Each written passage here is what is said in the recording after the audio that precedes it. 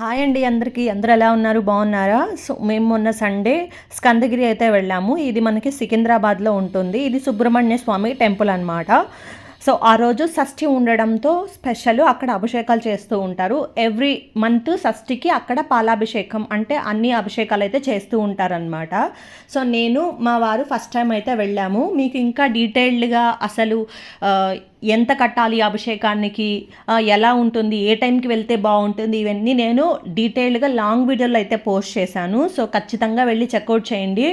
మేమైతే ఆ రోజు 7:30 లోపలే వెళ్ళిపోయాం కాబట్టి అక్కడ ఎవ్వరూ లేరు. క్రౌడ్ అయితే అస్సలు లేదు. అప్పుడే పూజారులు అందరూ ప్రతి ఒక్క గుడిలో అభిషేకాలు అయితే చేస్తూ ఉన్నారనమాట. సో అందరి దేవుణ్ణి దర్శనం చేసుకొని ఇంకా అభిషేకానికి అయితే కూర్చున్నాము.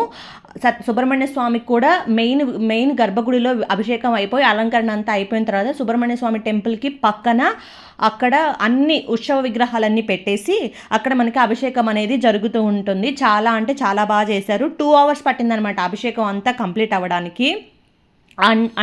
అండ్ అక్కడ ఇంకొకటి ఏంటి అని అంటే బ్రహ్మోత్సవాలు కూడా స్టార్ట్ అయ్యాయి. అందుకని ఇంకా చాలా అంతా డెకరేషన్ అంతా ఇంకా చాలా బాగా చేస్తున్నారు. పూల అలంకరణ, అలాగే కలిసిని పెట్టి కూడా పూజలు చేస్తూ ఉన్నారనమాట సుబ్రహ్మణ్య స్వామికి. ఇది సుబ్రహ్మణ్య స్వామికి షష్ఠి అనేది ఒక మంత్లో 2 times వస్తుంది. ఎవ్రీ 15 daysకి ఒకసారి వస్తుంది అనమాట. మీకు ఎవరికైనా తెలియకపోతే ఖచ్చితంగా వెళ్ళి విజిట్ చేయాల్సిన ప్లేస్లో వన్ ఆఫ్ ది టెంపుల్ అనమాట. ఇది చాలా బాగుంటుంది. అండ్ ఇది కంచి ట్రస్ట్ వాళ్ళైతే మెయింటైన్ చేస్తున్నారు.